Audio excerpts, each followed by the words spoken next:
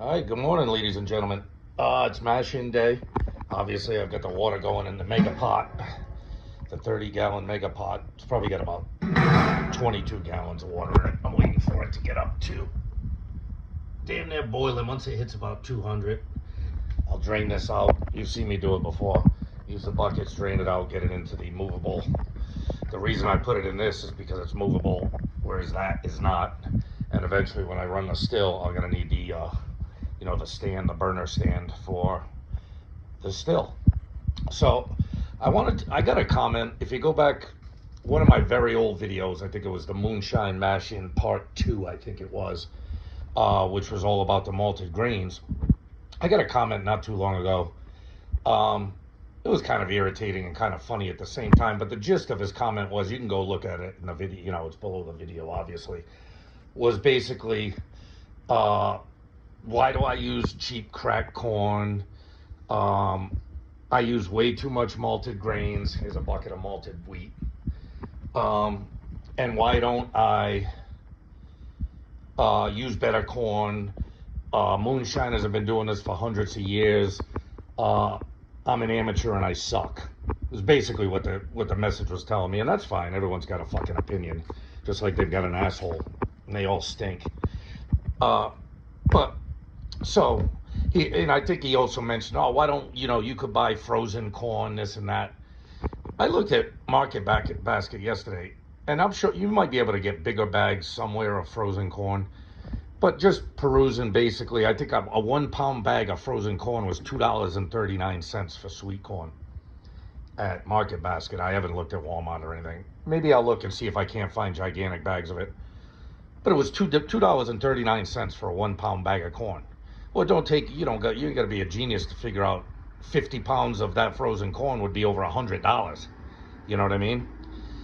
Whereas a 50-pound bag of cracked corn, and if you look at the ingredients, there is nothing in this bag but cracked corn. There's no preservatives, there's no other kinds of feed. The ingredients list on that is 100% cracked corn. Now, it's feed grade corn, obviously. But I'm not after the flavor of the corn. You know what I mean? And, number one, the entire comment was kind of silly because, first of all, a lot of moonshiners just made sugar shines. That's it. They would go and buy hundreds of pounds of sugar, mix it in some water, and ferment it. You know what I mean? And if they did use corn, which, I mean, if you've ever seen the size of, like, popcorn Sutton Still, guy had like a fucking, I don't even know how many gallons it was, 500 gallons, 1,000 gallons. He's not making his fucking mash out of corn. You know what I mean? What's he gonna do? Buy a pallet full of fucking frozen corn or a pallet full of cracked corn? Hell, it takes me 50 pounds to do a 25-gallon mash. So, most of the shines that were made by moonshiners were sugar shines. They might throw a little corn in there to give it some kind of corn flavor. But, depending on the size of the still you're running, it wouldn't even be practical. You'd have to get massive amounts of corn, whether you get cracked corn, frozen corn, whatever corn you want. Now, the other stupid thing that comes out of that fucking comment is, I don't think, many people understand that the Scotch and the Irish were doing this shit with barley long before fucking hillbilly moonshiners were making corn shines and fucking sugar shines. Right. Most of what we know about distilling, the moonshiners know about distilling, was learned by Scotch and Irish immigrants who brought the trade over to America. And the reason they use corn and sugar is because they're readily available in America. At the time, there was a lot of rye in America. In fact, rye is the American grain, really, whereas barley is mostly grown in Europe, especially in Scotland and Ireland. They use barley. They don't use corn. They don't use sugar to capitalize their mashes. They just use 100% barley, and they use a fuck ton of it. You know what I mean? And also at the same time, I don't use corn for the corn flavor. I use corn for the starch. That's the only reason I use corn, because basically it's cheap. You can get a lot of starch out of it, and you can convert that starch into sugar. So, sugar is more expensive than cracked corn. I mean, the fact that you're going to get some kind of corn flavor out of it, I guess could be considered a bonus if you like the flavor of corn. I mean, I'm not a huge corn fan, you know what I mean? And I'm not a huge bourbon fan. You know what I mean? I like Scotch and Irish whiskey. And the other idiotic thing about the comment is, I'm not making fucking moonshine. You know what I mean? I don't think he seemed to either listen to what I was saying in the video or has watched any of my fucking videos. I don't know if he was drunk and just wanted to run his whole mouth, which you get a lot of in the comments section every once and again. I'm making whiskey. Everything I make basically goes into a barrel, or I'll make fruit shine out of it if I have something left over. So I make whiskey. Everything I make goes into a barrel. And since I'm a Scotch and Irish type of guy, I use a lot of malted grains because that's what Scotch and Irish whiskey is made out of. Now, I also use a lot of corn because it's cheap. In order for me 50 pounds of malted barley or wheat is $55 to $65 for a bag. Whereas cracked corn is $12.90 something or $11.90 something, whatever I paid for this, $12.49 at Tractor Supply. So, it's 1/3 of the price for corn as it is for malted grains. Now, I'm out of barley. I went to the store a couple weeks ago and there was a sign on the door that said closed he didn't have anybody who was able to work that day or whatever. He's only open a few days a week. So I drove there for nothing. It was kind of a pain in the ass, but I do have a fuck ton of malted wheat. So, with this run, it's just going to be corn and wheat and I'll capitalize it. I've got maybe 5 pounds of sugar left in there or something like that. I've got the citric acid ready to go and the water's starting to boil up now. So I'm probably going to have to use, I almost never use this. Sorry for the bad camera work. I'm trying to one-hand it. I almost never use my alpha amylase. This bag has got to be 7-8 years old. You know what I mean? It's old as fuck. But since I don't have the conversion power of the malted barley to convert all these starches into sugars, the malted wheat is probably enough to convert itself, maybe a little bit more. I'm not sure of the diastatic power of malted white wheat, but it's definitely got enough to convert itself, but probably not enough to convert all the starches in the cracked corn once it's all starched out. So I'll need alpha amylase just to make sure I convert all the starches. Normally I wouldn't use the alpha amylase. I very, very rarely ever use it. And then of course I'll have a little extra added sugar here just to capitalize it up a point or two. But I thought I'd explain that comment, or it kind of got my craw a little bit. Because when people say shit like that, it's something like, oh, you're a fucking amateur hour. I'm like, buddy, nothing you said in your comment has anything to do with what I'm doing or has anything to do with anything else at all. I don't really fucking care what a hillbilly in West Virginia or fucking, North Carolina is making them moonshine out of. That's their business. It's not my fucking business. You know what I'm saying? And I'm sure their moonshine tastes great. I'm not fronting on it. I've gotten moonshine in Franklin County, Virginia. I had a guy take me out to a field, had me lift up a rock, take a jar of fucking moonshine, and leave the $20 behind. So I've had hillbilly moonshine from the moonshine capital of America. And I'm not fronting on it. It was good. I drank it. I didn't throw it in the garbage. I threw it down my gullet. But, what a moonshiner decides to do is their business. It's not mine. It's not what I'm trying to do. I don't make moonshine. I make alcohol to make whiskey. You know what I mean? I'm basically making whiskey, just like bourbon. You know what I mean? You'll see a lot of distilleries in America. In order to be bourbon or American whiskey, it's got to be 51% corn.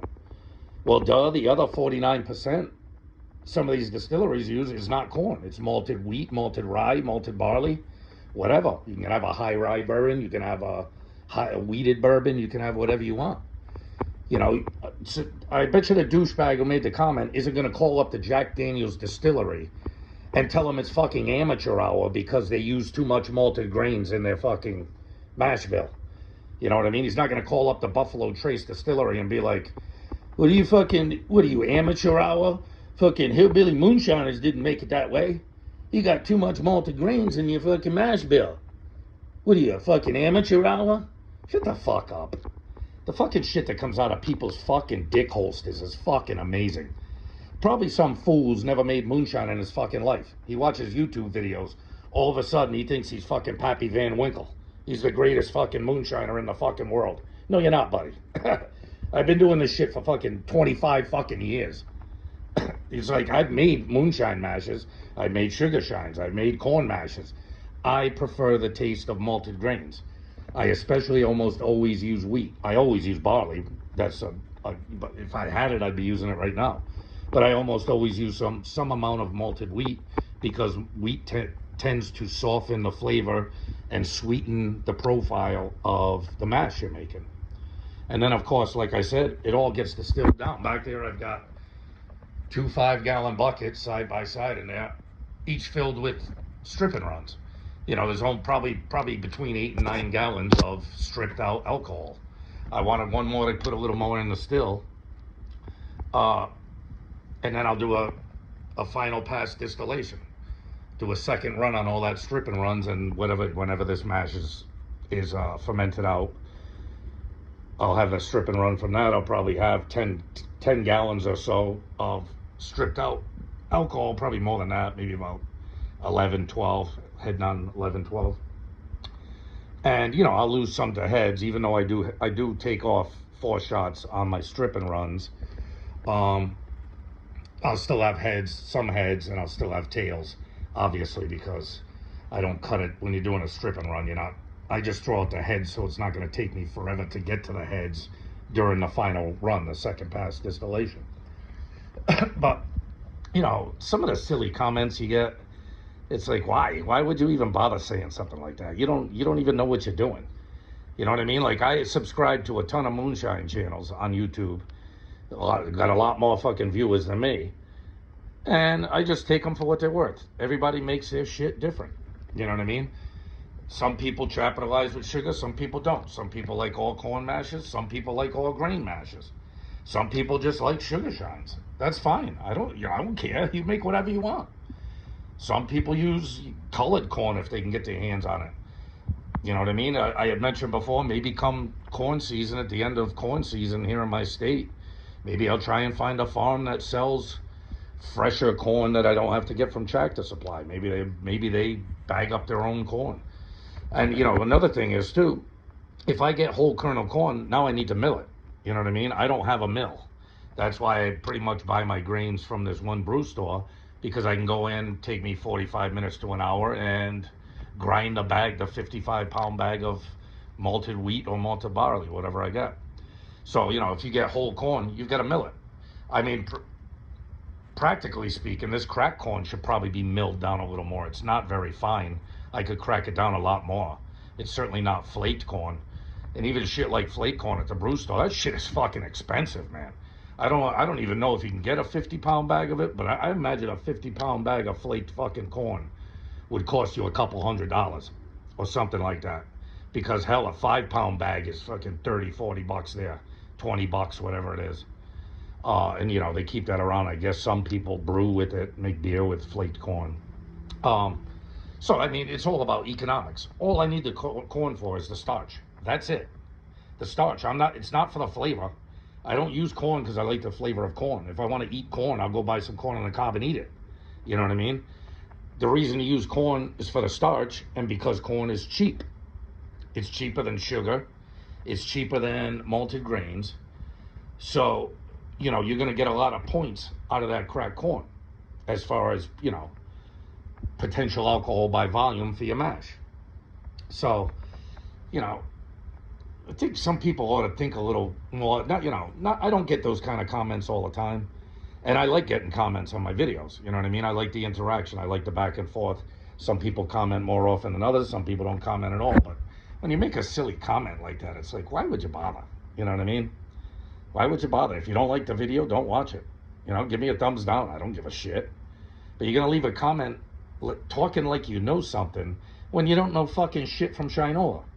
You don't know shit about fucking guy who made the comment. I guarantee you, if I put him in this kitchen right now, he wouldn't have the first fucking clue how to make fucking a mash. He wouldn't have any fucking idea. But he's going to comment like he knows everything because he heard once upon a time a hillbilly made some moonshine in the fucking woods. So, we'll leave it there. I've got to get cracking. This is starting to boil up. I'm going to have to get this sugar. I got to get some citric acid in it, convert my sugar.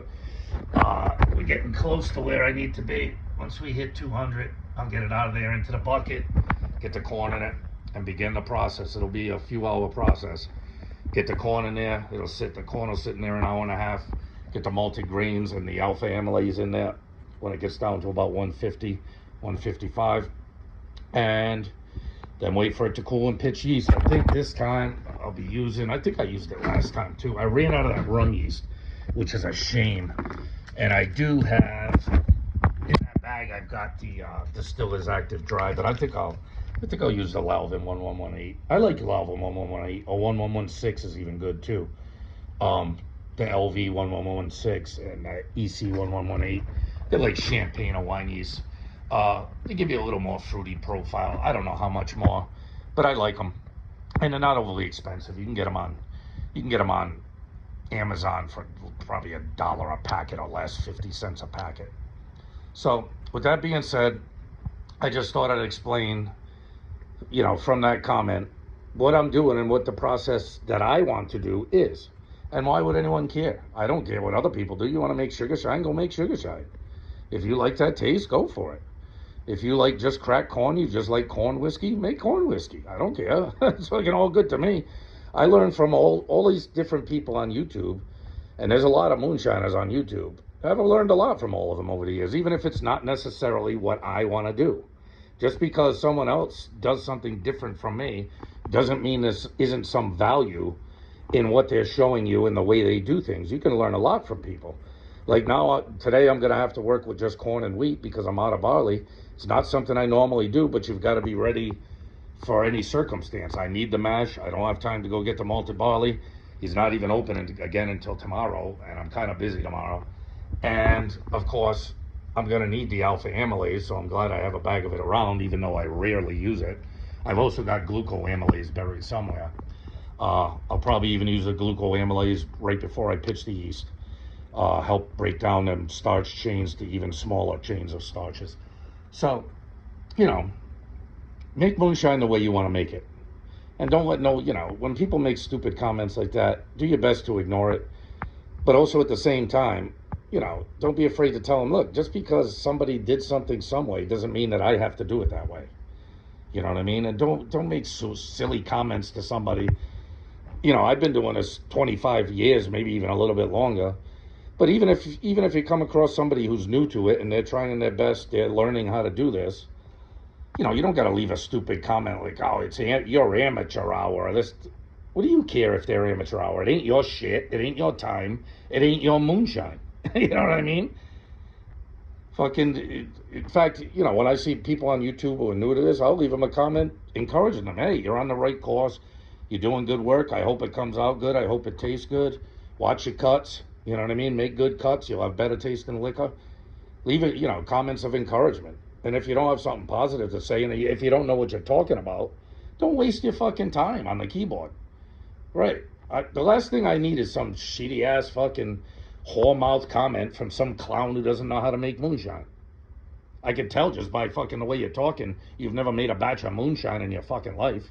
You never made a whiskey in your fucking life. You just watched some video and now you're a fucking expert. So, with that being said, hey, I gotta get going on my mash. Always love yourself. Love and respect yourself. Love and respect your friends and family. Love and respect the art of moonshine. You know what I mean? And be good, people. I'll see you on the next one.